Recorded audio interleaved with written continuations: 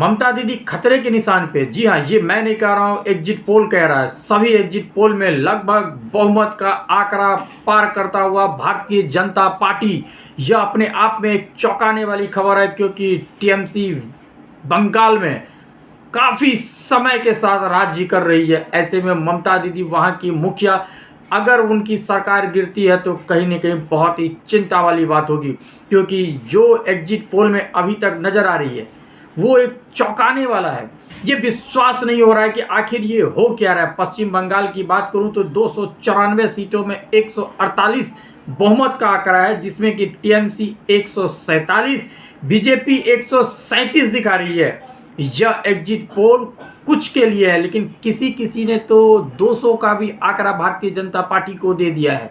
अब सोचिए, बंगाल में अगर भारतीय जनता पार्टी विधानसभा में लगभग 170 से 200 सीट लाती है, जहां पे जरूरत 148 बहुमत का है, तो सोचिए कितना बड़ा खेला होगा।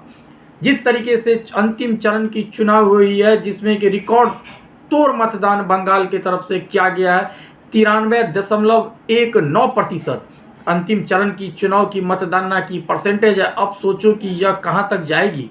क्या यह वोट भारतीय जनता पार्टी को पड़ी है या फिर टीएमसी के तरफ, क्योंकि पहली चरण में ही काफ़ी रिकॉर्ड तोड़ मतदान हुआ है, जिससे कि बंगाल में गर्माहट हो चुकी है कि आखिर यह वोट किसको गया। क्योंकि हम जानते हैं बंगाल की चुनाव अक्सर आसान नहीं होता, चाहे वो निकाय चुनाव हो, नगर निगम हो, विधानसभा हो, लोकसभा हो, चाहे पंचायती चुनाव हो, हर जगह ममता दीदी का बोलबाला है। इस बार भी काफ़ी हद तक दोनों के बीच में फाइट रही, सिर्फ इलेक्शन वोट तक ही नहीं रहा, जबकि जमीनी लड़ाई भी हो गई। हम देखते हैं जहां पे इन दोनों कार्यकर्ता में अक्सर भिड़ंत देखने को मिलता है, दोनों नेताओं अक्सर आपस में लड़ाई कर लेते हैं। ये लोग क्या बताएंगे अपने कार्यकर्ता को, आखिर ये मैसेज क्या देना चाह रहे हैं। जिस तरीके से वहाँ पे चुनाव नहीं, जैसे लग रहा है एक दूसरे की ये लोग मर्डर करने पर उतारू हैं। अगर इनको सत्ता नहीं मिली तो शायद एक दूसरे की हत्या तक भी ये लोग कर देंगे। क्या ये जायज़ है? क्या लोकतंत्र इसे ही कहते हैं? जहां एक तरफ मैं देख रहा हूं Bharatiya Janata party aggression mood में है, तो वहीं ममता दीदी भी क्यों चुप रहेंगे, क्योंकि उनका वो सोच रहे हैं हमारा तो ये घर है, हमारा तो यहीं क्या हूं मैं, बीजेपी क्यों करेगी।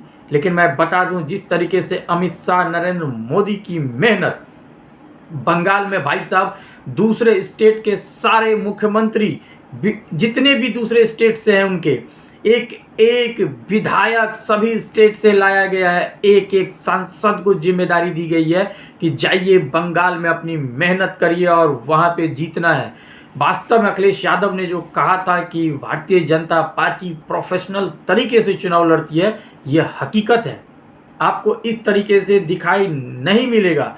इस बार का चुनाव अपने आप में बहुत ही अलग है, क्योंकि बार बार रिपीट करना सत्ताधारी पार्टी के लिए इतना आसान होता नहीं है।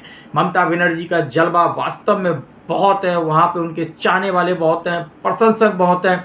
लेकिन मैं आपसे कह देता हूँ, एग्जिट पोल पे भरोसा ना करें। भी एग्जिट पोल हमेशा सही साबित नहीं होता है। और इनके जो बंगाल के टीएमसी नेता कुणाल घोष है, उन्होंने कहा है कि एग्जिट पोल निराधार है, उनको जमीनी स्तर से कोई लेना देना नहीं है। बस उनका बस चले तो ये 235, 250 या 294 सीट भारतीय जनता पार्टी को दे दें, किसी को एक पार्टी सीट ही ना दे। तो ये हकीकत है, एग्जिट पोल पे हम भरोसा नहीं कर सकते हैं। और स्पेशली जानती है कि आज के समय में मीडिया कहाँ जा चुकी है, किस हद तक जा चुकी है। जिसको चाहेगी उठाएगी, जिसको चाहेगी गिराएगी। ऐसे में आप किसे भरोसा करेंगे? क्या सच्चाई आपके सामने दिखाया जा रहा है? क्या हकीकत आपके सामने जो सच्चाई है वो लाई जा रही है? नहीं ला जा रही है। शेयर मार्केट के हिसाब से पता चला बना दिया जाएगी सरकार, अब पता चला अगले दिन इस तरीके से गिराई जाएगी कि आप समझ भी नहीं सकते हैं। तो संभलने की ज़रूरत है, एग्जिट पोल पे भरोसा ना करें। और मैं बता दूं, 4 और राज्य, एक केंद्र शासित प्रदेश में चुनाव, टोटल 5 विधानसभा चुनाव है, जिसमें तमिलनाडु में 234 सीट में 118 बहुमत है, जहां पे डीएमके 130, तो वहीं पे एआईडीएमके 165 सीटों पे लीड करते हुए दिखाई दे रहे हैं। केरल में 140 सीट 71 का बहुमत है, तो 59 आपका एलडीएफ का नजर आ रहा है, तो वहीं पे 77 यूडीएफ का। तो यह वहाँ पे भी इंटरेस्टिंग एलडीएफ और यूडीएफ के बीच में फाइट है। तो अब आते हैं असम में। असम में क्या हैट्रिक लगेगी? जी हाँ, जिस तरीके से इस बार चुनाव हुआ है उन पे भ्रष्टाचार का आरोप लगाया गया कि आप भ्रष्टाचारी हो। तो इधर से भी कहा गया, जो अभी हेमंत जी हैं वहाँ के मुख्यमंत्री, कि ये तो पागल है, ये तो बौरा गया है, इसको तो कुछ आता ही नहीं है। वो तो बाकायदा बंगाल में जाके कह रहे हैं, ममता दीदी हमसे कंपटीशन करिए, मटन खाने का आपसे 2 पीस ज़्यादा ही खाएंगे, ये हम में ताकत है। तो उनका क्या कहना, निराला अंदाज, लेकिन पब्लिक उनको पसंद भी करती है।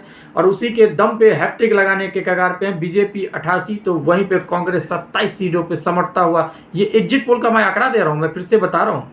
वहीं पे पुडुचेरी में आपकी 30 सीटें में 16 का बहुमत है, बीजेपी 17, तो वहाँ पे कांग्रेस 9, अन्य 3 है। ऐसी अभी तक कंडीशन है, लेकिन सबकी नज़र है बंगाल तो दूसरा आसाम पे। अक्सर बंगाल में जिस तरीके से लोकसभा की हमने इलेक्शन देखी, बहुत ही क्लोज फाइट रही, बीजेपी हद तक कामयाब भी हुआ। क्या विधानसभा में बीजेपी कम बैक करेगी? आप लोगों का क्या राय है, प्लीज़ कमेंट में ज़रूर बताइए। और हाँ, 4 मई को हमारे साथ लाइव जुड़े रहिए, आपको पूरी अपडेट दूंगा। एक एक सीट की जानकारी आपको हमारे माध्यम से देखने को मिलेगा, तो कहीं आपको जाने की ज़रूरत है नहीं। आप हमारे साथ एजे न्यूज़ पल्स पे जुड़े रहिएगा। 4 मई को शुरू से अंत तक आपको देखने को मिलेगा। आप लोग बड़े बड़े चैनल को सपोर्ट करते हो जो कि फेक आपको न्यूज़ देती है, आपको आपके साथ छल करती है, कुछ हकीकत नहीं दिखाता, पैसा जो देता है उसी की तरफ वो चलता है। आप सब जानते हो, गोदी मीडिया हो चाहे फिर इधर कहा जाता है इन लोगों के पक्ष में, दोनों मैं किसके तरफ बताऊं? हकीकत, सटीक जानकारी, सत्यता के साथ आपको ये न्यूज़ पल्स पे देखने को मिलेगा। तो अगर आपको हमारी वीडियो पसंद आ रही हो तो प्लीज़ एक लाइक, सब्सक्राइब और कमेंट करें। और फेसबुक पर देख रहे हो तो प्लीज़ फॉलो करें। आज के लिए गुड बाय, थैंक यू। अपना बहुत बहुत ख्याल कर रखें और मिलते हैं अब नेक्स्ट वीडियो।